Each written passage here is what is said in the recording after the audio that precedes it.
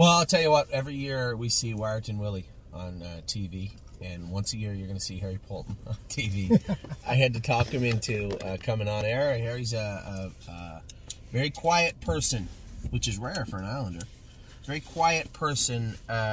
We never get to catch up to him, but I was here, he was here, and I figured I'd talk him into coming on and talking about his barn.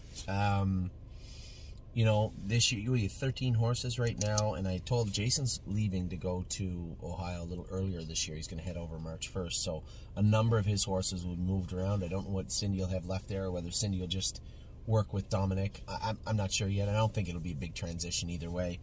But for right now, Harry's barn, I wanted to talk about a number of things that are going on. Almost There Boss, how much has he been going?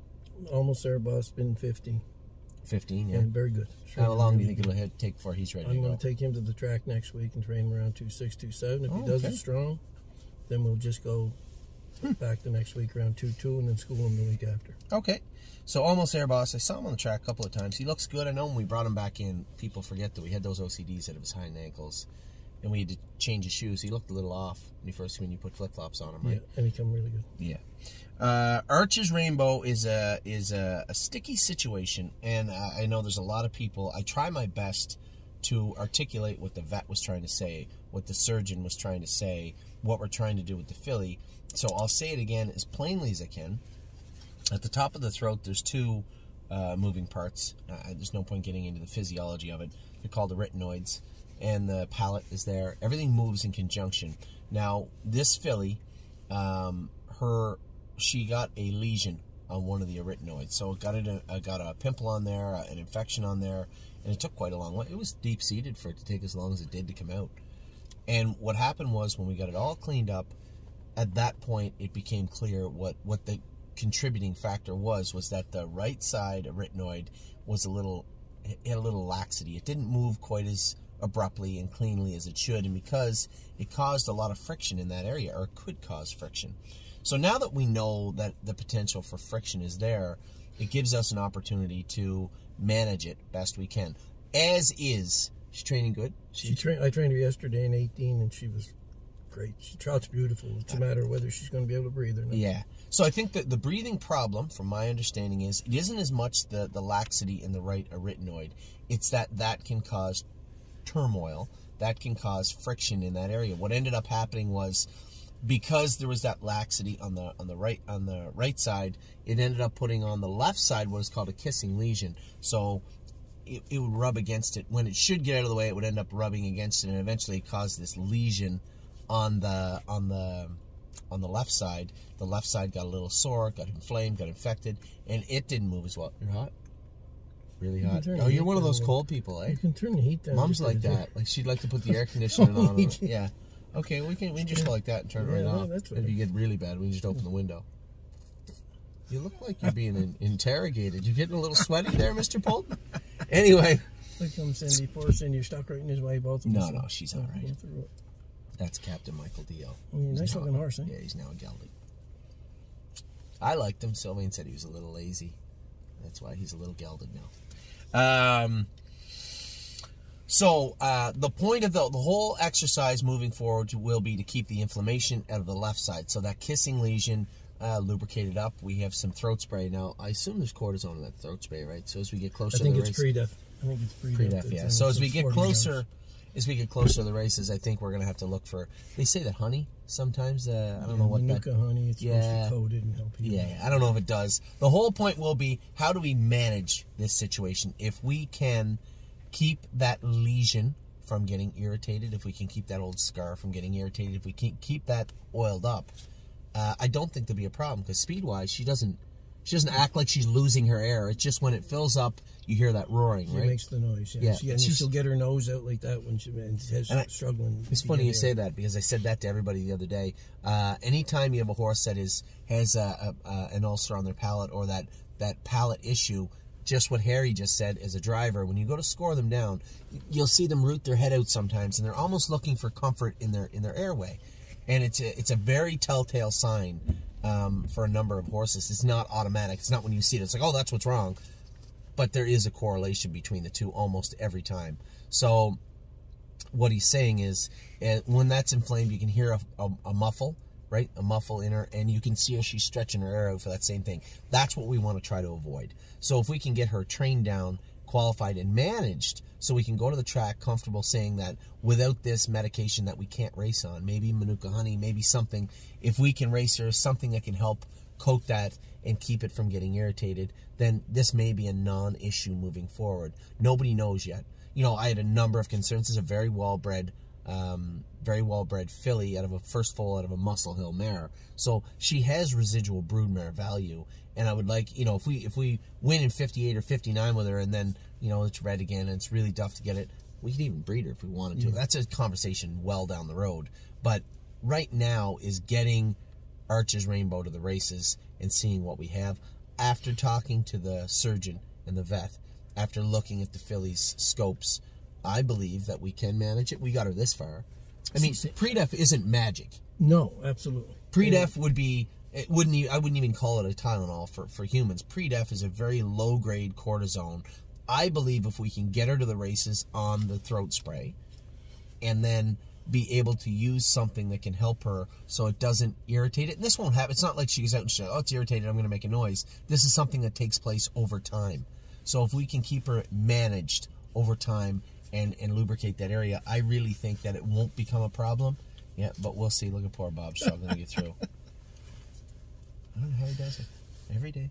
Better Be Sawyer qualified the other day. I see you opted for Chris Rogers as a pilot the other day. Yeah, we were struggling looking for drivers, so Chris was there, so we put him up. We were training, and I told everybody I'd rather not go over. Chris was happy to go over, and he ended up going with Better Be Sawyer. Decent mile, 2-3, last quarter 29 seconds on a cold, miserable day, and James said the track was terrible. So I suspect Flamborough, London, somewhere like that. Yeah, London or Flamborough. Yeah. I think Flamborough has a nominators, one fillies and mares. That's right, too. The other one's not. So Better Be Sawyer will end up in the B-Track maiden. I don't think she'll have problems with them. You said you schooled her in 2 minutes, right? Yeah, she's very good. So she's ready Track to go. was very deep last on Friday, and she's not a very big filly, so it affected her a little bit. Yeah. And the another horse, talking about breeding, second dam is Dream Fair Eternal. First dam, she's a sister to that Jimmy Connor B that raced in the North American Cup this year. So, again, not that we're looking at that avenue, just very well-bred filly. And then we got Bolt Power. Obviously, Brenda decided to hog all the shares to herself. She didn't want to share with anybody. I bet you I had 2 people from the East Coast I'd never met in my life text me from the sale while I was in the cab going to the airport, wanting shares of Bolt Power. So it's not just the people at stable that notice what we're doing. Everybody notices what we're doing, and more times than not, I would have been happy to say absolutely, we'll fit you in. But Brenda just did not want to give up a share of Bolt Power, so she owns all of Bolt Power. God love her, that's great. Harry got him back. Now explain to people why you wanted to geld this horse. This is important because not a lot of people understand this. Well, he's a heavy horse. He's not a giant horse, but he's very heavy. If we castrate him, he'll lose a lot of that weight off his neck and shoulders, and he'll stay a lot sounder, a lot longer. And you'll have a racehorse for maybe a couple of years. Yeah, and then that's important because people don't realize a lot of these horses we buy from mixed sales, we go over them a little finer than even the yearlings because a lot of the times there are issues that maybe aren't reported as well as they should be. And Bolt Power, old suspensory left hind, not even an issue, just a scar there now, so it's healed. But his knees are bad. Let's say he's a 3-year-old with 7-year-old knees. Let's talk about it like it's that.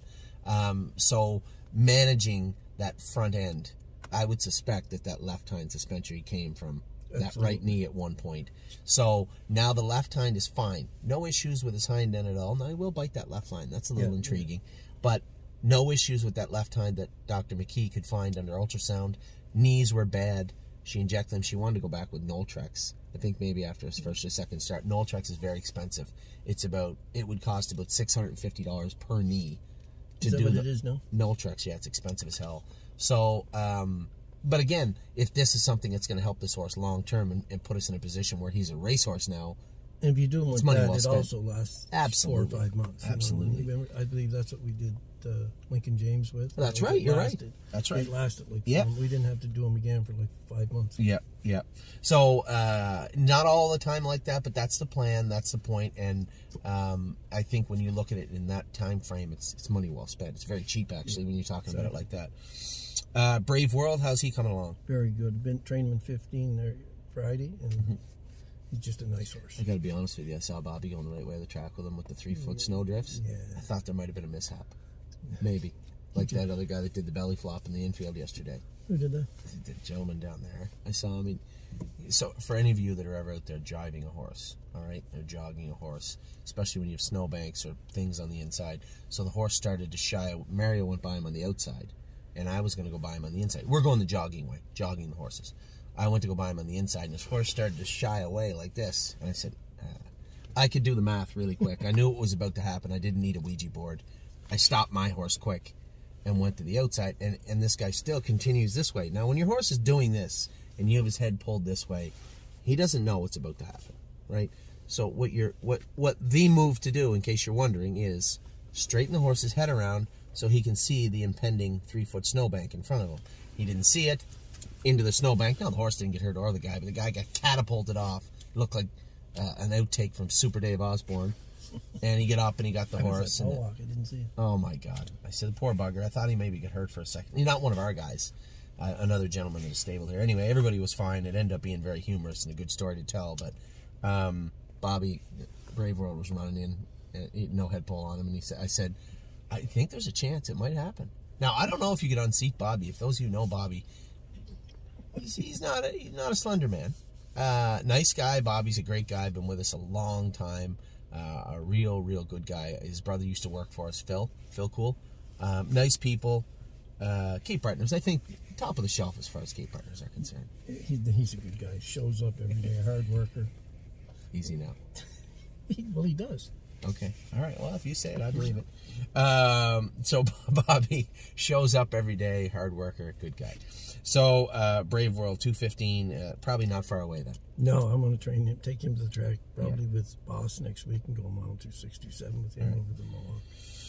Where are we at? Century Invictus. I'm interested. I heard you a snippet of James Neer's conversation the other day, but I was curious what you thought of this horse. I've noticed you've been going with him now lately. Yeah, he's a very nice colt. He's probably not a champion, but he's going to be a nice, useful racehorse. Yeah, I like him. I think, you know, and this is the tough part. You know, people ask us about Ontario all the time, and it's so hard to buy horses for this jurisdiction. Sure. You know, we spent $70,000 on Century Invictus, which obviously to this point is a massive loss, financially speaking. We had a lot of fun with him. He's won some races. But here's a horse that went in 55 at Grand River Raceway. For those of you who don't know, that's a big mile. 55 is for a 2-year-old pacer. That's a big mile at Grand River Raceway.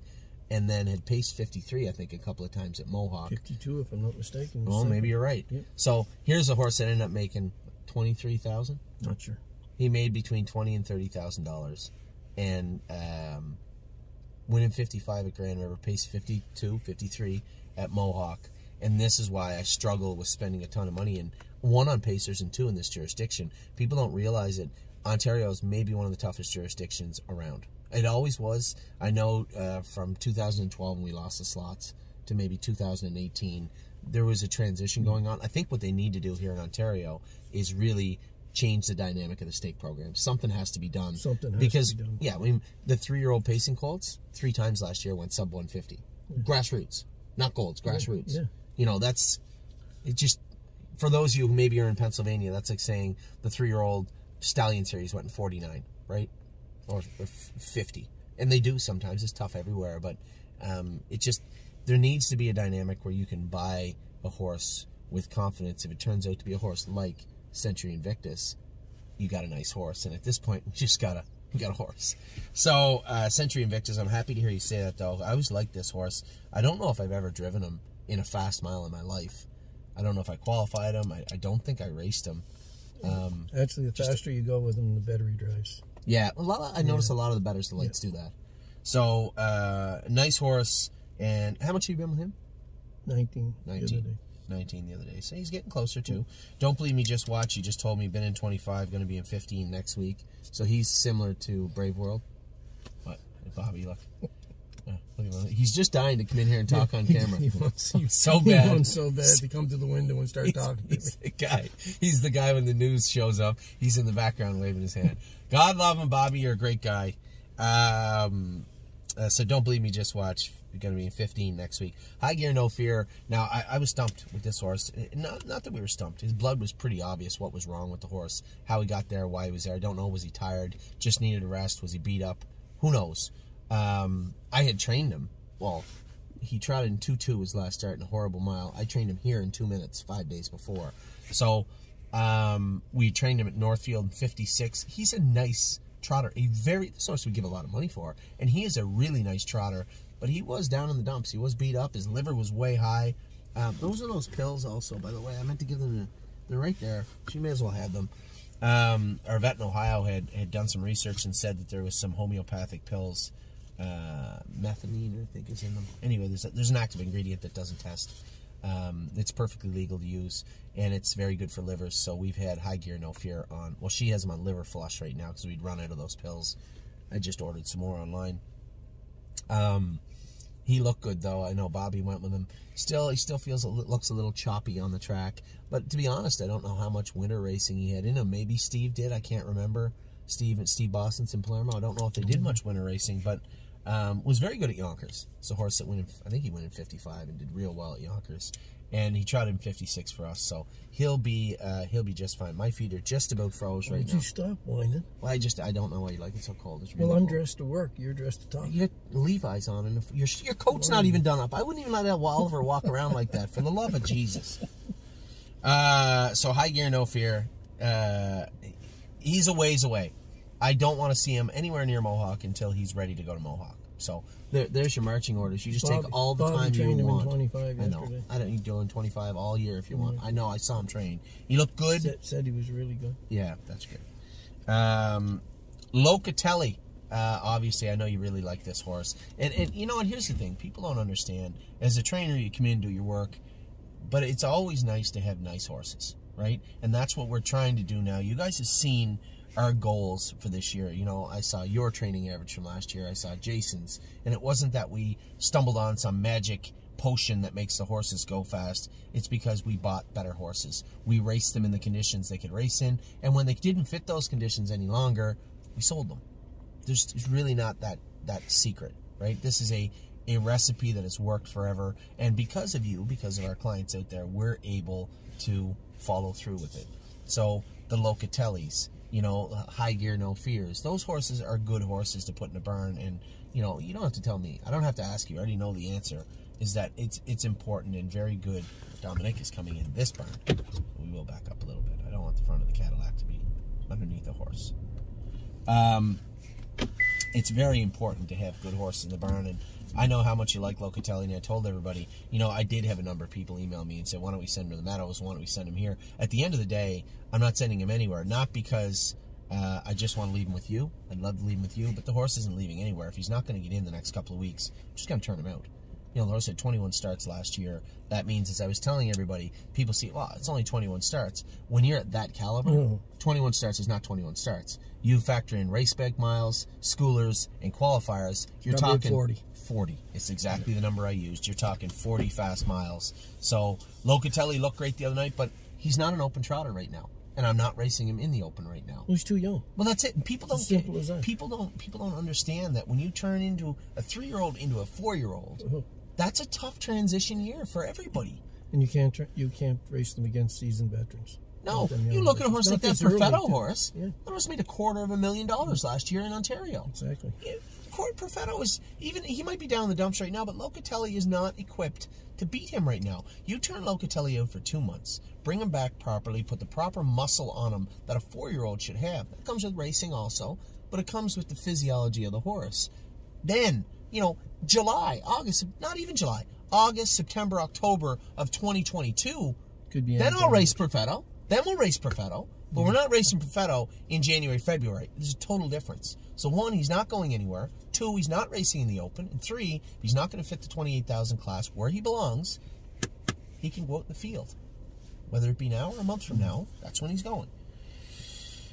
Miss Sophia Rose, that's Brenda's horse. She said 2 trips yesterday. She's getting close. I suspect we'll probably see Better Be Sawyer race in the maiden a couple of times. I don't think Better Be Sawyer is going to struggle in the maiden at Flamborough. No, absolutely. I think we're probably going to see Better Be Sawyer win out of the maiden up into the non-winners as a 2 bunch. At that point, you have money on there, $25,000 plus our allowances. There's tons of room for in the non-winners as a 2. At that point, hopefully we can move Miss Sophia Rose in there. And keep in mind, we have London and Flamborough. So if it gets to the point where Miss Sophia Rose also bounces out of the maiden, we can race those fillies at 2 different tracks. Very similar boats, very similar situations right now. Now, a couple of horses coming up that I'm very interested in. You and I talked a bit before we started this. Was No Free Lunch. Now, No Free. Yeah, No Free Lunch has been an incredible horse from us since the day we qualified him. Brought him back. Yeah, I think, you know, we know how good he is, that we expect him to be even more sometimes. When he was a 2-year-old, people forget this horse went in what, 51? 51 as a 2-year-old. Yeah. And then come back. But those are good horses, right? There's such just a razor thin line between really good and kind of good, yeah, that it's frustrating sometimes. And, you know, he broke his foot. We had him, he was just about to go on Lasix. We knew why he was flat the 2 starts going into his last start. In between his last start and the next start he was supposed to have, we found out he had a line in his foot. Yeah, he just started getting off a little bit. Like, not dead lame, just a little bit off, and he just got a little progressively a little worse and worse. And then you send him over to Melissa, and she found the line. And that's good, because feet are a tricky thing.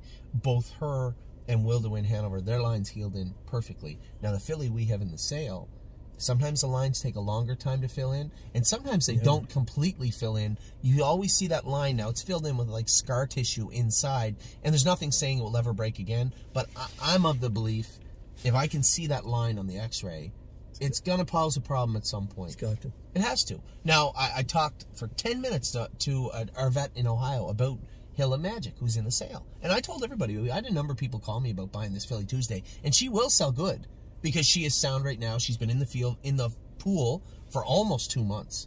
And the vet said, you can start back with her. Now, I don't know. I said, Dr. Latessa, is, you know, what about the crowd? Like, the line, is it, she goes, Anthony, I've seen racehorses that are 7 that have x-rayed them for people, and those same lines are the older lines. Now, we x-rayed them to find out what was going on, so it's an issue you have to manage, both with footwear, with shoes, and with vet work as they go forward, but there's nothing saying they can't be very productive, which is great, but I'm not going to flip that coin. So I just left her in the sale. Now, when it comes to No Free Lunch and Will to Win Hanover, those lines are completely healed in perfectly. And I'll tell you what I noticed. His gait is different. Way better. His gait is different. I noticed in the qualifier, I was actually watching the qualifier with Ollie. And Ollie doesn't know, obviously, but he knew, he could see James move to the inside, and he said, geez, he looks really good. I said, he looks different. He looks a lot more powerful and relaxed. People forget, like, his sister, I trained yesterday, right? His sister's that choppy-gated Dally filly with the offset knees, chocolate for lunch. But people forget how many breaks No Free Lunch made as a 2-year-old training down. You don't remember, because you didn't get him till a little bit later on, till like May. But when we were training him down, he made quite a few breaks, that horse. And Chocolate for Lunch looks a lot like him going. And she's strong and powerful. Like, I put her in gear, and that was the first time I went with her yesterday. And when I first put her in gear, she almost paced out of her hobble. She rolled off for a second, and then I set the bit in her mouth and tapped her on the tail. I swooped him here in this turn, and she was very strong. But she reminded me a lot of First day I went with No Free Lunch, I could tell. I don't know how special he is, but you can tell. You can tell the ones that can just go faster than the other horses. You could tell he had that from day one. Yeah, he's a nice horse, and it used to amaze me. I don't know how he stayed pacing half the time as a 2-year-old. Oh, yeah, put a step in? Yeah, always. But that goes back to work ethic, right? Yeah. That goes back to either you want to do it or you don't want to do it. Yeah. The ones that make those breaks are maybe either not paying close enough attention to their work or really looking for a way out. Yeah. And the ones that do want to do it, they're just special horses. And it's nice to have a horse like him. And I'm glad we kept him. You know, we had a lot of people say maybe we should have put him in a sale when he sounded up. The horse I saw qualify the other day, he looks like he's ready to do some damage. With the bar shoes on, he's a different gated horse. Yeah, and I'd said to you too, here's the dilemma we have. We can requalify him, or we can put him in where he's going to be in really, really tough. Now, there's a problem with both of those instances, and I left it. You and James figured out I want no part of it. Not because I'm looking to pass the buck. It's just whatever you guys decide I'm perfectly fine with. Put him in the qualifier, they might get over the half in 1-1 and go a mile 58, which is no good to him. None.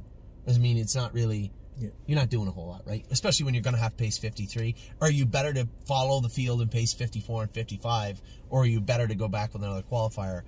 I don't know, and I think it's different for every horse, and maybe neither matter, but whatever you and James come up with is fine with me. He's at a position now where he has to win the Numbers of 5. He's going to be in a tough class. Do we hit the wood and follow along and get a good mile on him, or do we go back for a qualifier in 58? I suspect I know what James is going to say, so James is going to pick qualifier, but which is fine.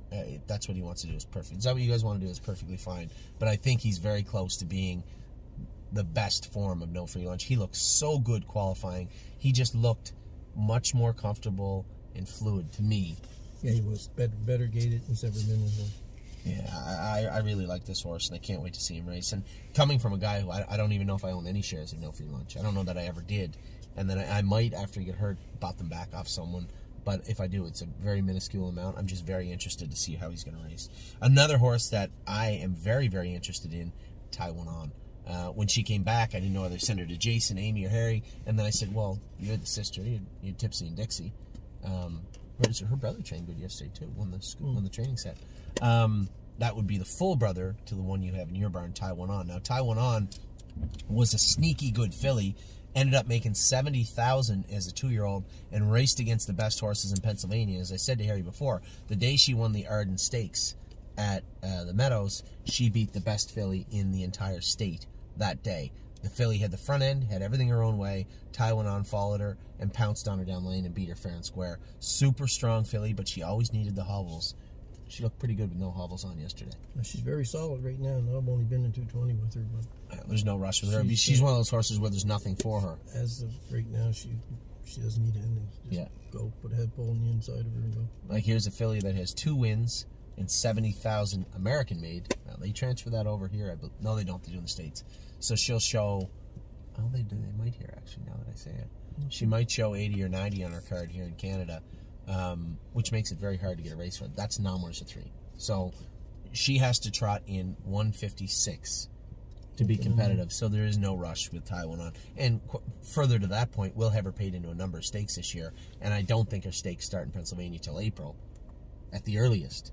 So there's really no rush with her. There's old Tiger. You guys got to want to look at. There's Amy and Tiger coming in right now after having a little jogging trip on Sunday. And we got one more. Twinkle in Her Eye. I'm interested. You tell me about Twinkle in Her Eye, because this affiliate got a full sister winning 51 and 300,000 made. She's out of a sister to Courtly Choice and Better Than Cheddar. So an extremely well-bred filly. I thought she was an underachiever last year. No, she's just got a roar to. He'll stand there all day, that horse. You all right? She wouldn't answer. If he run loose, she wouldn't say a word right now. So Twinkle in Her Eye. Probably saying them two assholes sitting there watching me struggle with that door. That's probably what she's saying. So Twinkle in Her Eye, very well-bred filly that, quite frankly, I thought underachieved last year. But she could have had some physical issues. I don't know. Maybe she needed to grow up. What's your take on Twinkle in Her Eye? So far, so good. I had her over to Mohawk yesterday, and I swam. Oh, did you? Yeah, I went a mile and 210 with her, and she was very good. She's a little off right hind. And it's nothing serious. It's not soft tissue or anything. Yeah. And we're going to have to look after that before we race her. Yep. But that could probably be cryoed. Very good yesterday. Very strong. Like, it was her first time to the track this year. And I just wanted to go in 210 with her. That's the only reason she didn't go in 2.5. Yep. And she was very good. Well, that's good. She, so it was funny, you and I talked a few weeks ago, and you had said, you know, if front feet were a problem when she's better's delight, so typical. But right hind sheets over on the left shaft. So I went back through the vet notes that we had from last year, and sure enough, right hind sesamoid, front feet. Now the sesamoid probably just has some roughness on it. We're not talking about an issue or an ailment, just something that needs a little management. So either shock it or cryo it. I don't think it was the ankle joint. I think it was the sesamoid surface there's itself. No filling in the ankle. Yeah, it's not the joint. It's the sesamoid surface. So I think in the old days we used to cryo them. You don't see many people cryo them anymore, right? No, since the shock machine came out. That's true, I suppose. I think you're right. So that'll be either shock and or, I guess, not cryo, but it used to be they used to cryo the nerve endings by the sesamoids. You used to see horses that'll have 1 or 2 dots at the back of their ankles behind. Dr. Ruck was the one that I believe started that for the most part that I ever saw. But now with the implementation of the shockwave therapy machines in in harness racing from the veterinarians. Not a lot of people do crowd them anymore. You're right. So I suspect that'll be shock that ankle and whatnot. But it's not something that she can't go with, and it's not something that should really inhibit her. It's been something that's been there forever. So I didn't know you had her at Mohawk, so that's good. She's been in 210. She's getting closer than even I thought she was. So a number of your horses getting real close. Obviously, the ones that interest me the most, I'm going to keep an eye on Arches Rainbow as close as we can. You said how much you've been with her? I trained her in 18 yesterday. Oh, did you really? Okay. So definitely, from my standpoint, pretty push button. Everything looks like it's moving smoothly. Arches Rainbow I want to watch. I'm interested to see how Bolt Power is going to do. Century Invictus. And then obviously is Locatelli going to get in over the next week or so. There was only 1 or 2 horses entered in that class. He was one of them. I believe it's written this week. It's numbers of 20,000. Well, then they can put him in somewhere, but they're not putting him in the preferred. He shouldn't. Well, I told them point blank. I said, don't ask to put him in the preferred. He's not going there. So hopefully they can find a class for him somewhere. Otherwise, too much potential to. And that's the thing. And that's the whole thing. And the race office has to understand that too. They keep complaining about having shortages. You need to manage your horse population better. I'd written a blog the other day. I don't know if you read it or not. I read a blog the other day making it very simple. It's like any store. If we knew what was in the store, right? If you're running out of chips, you can get chips. If you're low on milk, get milk. But we don't know in our store what we're low in. And you can't give me the confidence to buy a horse. Like, why would I go out and buy a Locatelli right now if there's nowhere to race them? We knew not one is a 5 and the 2 classes after that. Well, if those 2 classes after that aren't filling, why would I buy a Locatelli? You can't get me the confidence to do that. Now, we did, thinking that... I think going long term is a good idea. Oh, absolutely it is. I mean, the horse is going to be a great horse moving forward. Horse. It's just... Ontario, and especially the Mohawk Race Office, you have the tools. You need to do a better job showing people in Ontario what you have and what you don't have so that we can put out the best product we can. That is the easiest way to put it, point blank. Don't say you can't, you can. The tools are right there at Standardbred Canada. They're already in operation with the online entering system. So, with that, thank you for coming out. I know we spent, I got you for 32 minutes. Nellie would never believe I got you for 32. You'll never catch me. 32 minutes we got Harry Poulton for, and we'll get him again. We'll get him again. But for now you know everything going on with Harry Poulton's barn.